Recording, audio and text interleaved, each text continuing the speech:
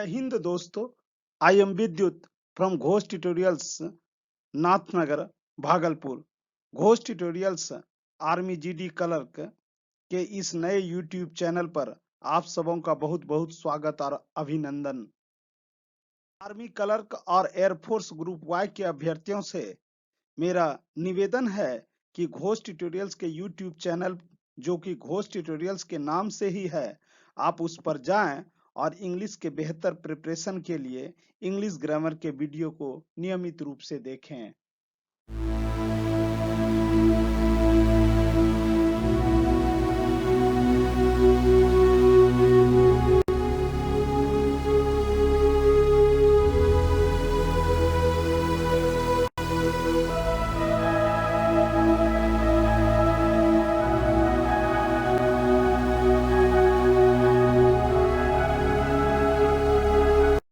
GK GS hashtag 03 के इस video में आप सबों का बहुत बहुत स्वागत और अभिनंदन। फर्स्ट क्वेश्चन, जमीन से जमीन पर मार करने वाली मिसाइल पृथ्वी की मारक क्षमता कितनी है?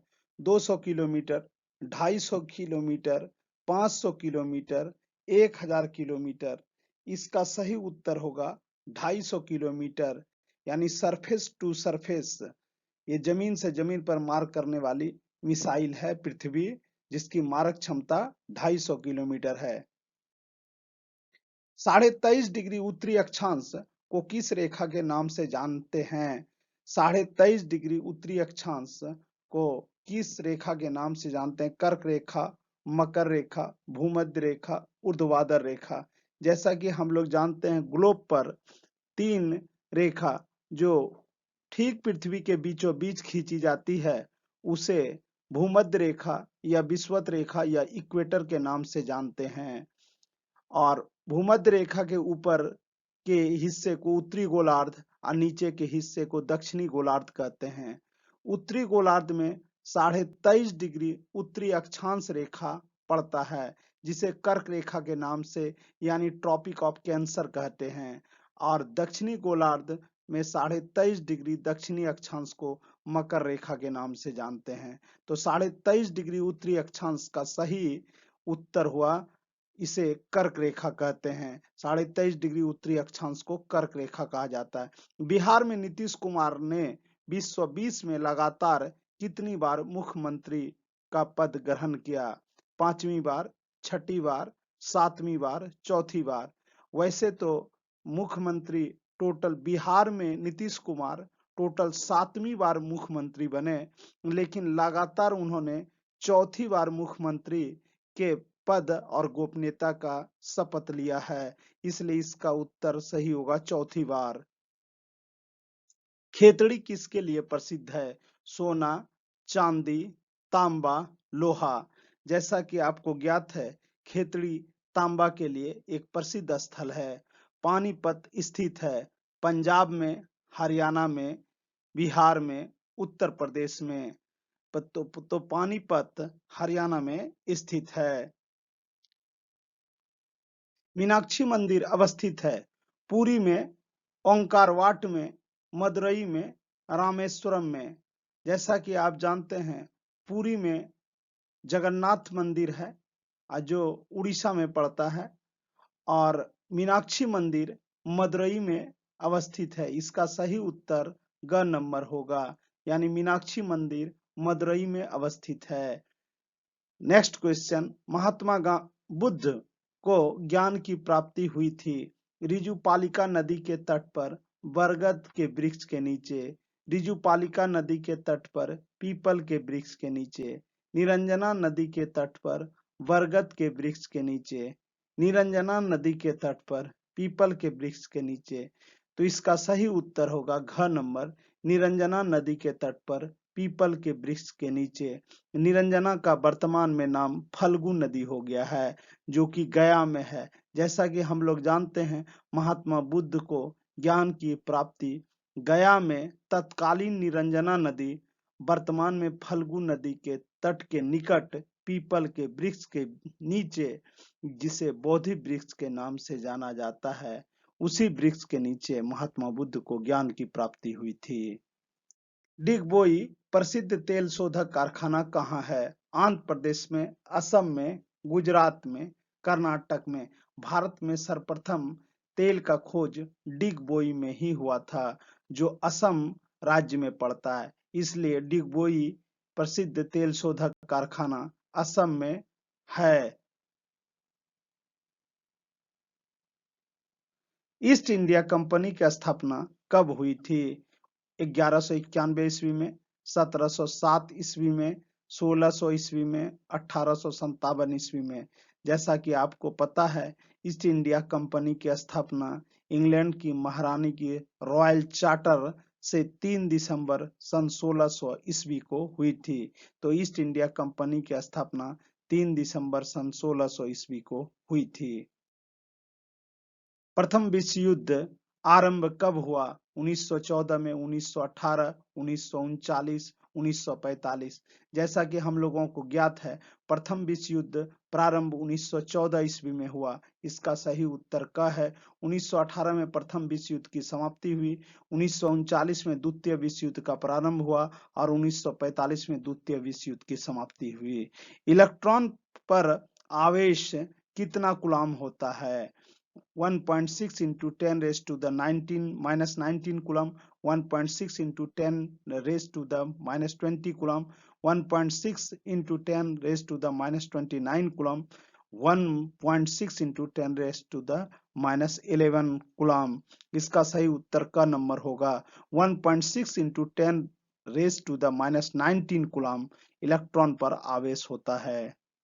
लोहा का गलनांक होता है या लोहा का मेल्टिंग पॉइंट कितना होता है? 1528 degree Celsius, 1728 degree Celsius, 3000 degree Celsius, 6000 degree Celsius.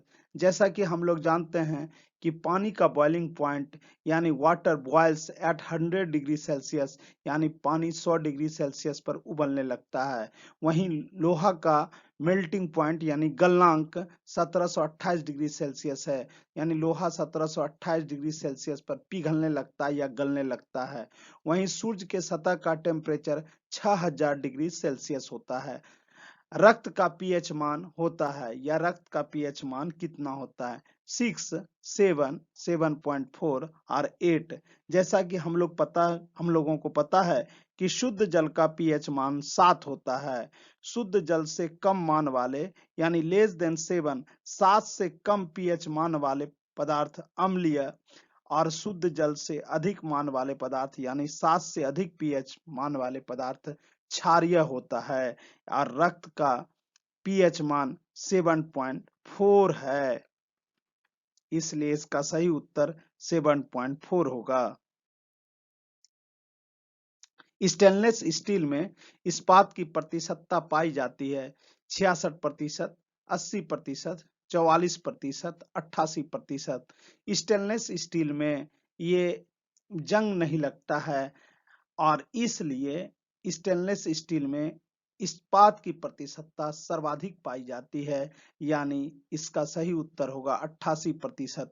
Gun metal का उपयोग होता है बंदूक तथा पिस्तौल बनाने में, गोली बनाने में, कारतूस बनाने में, इनमें से कोई नहीं।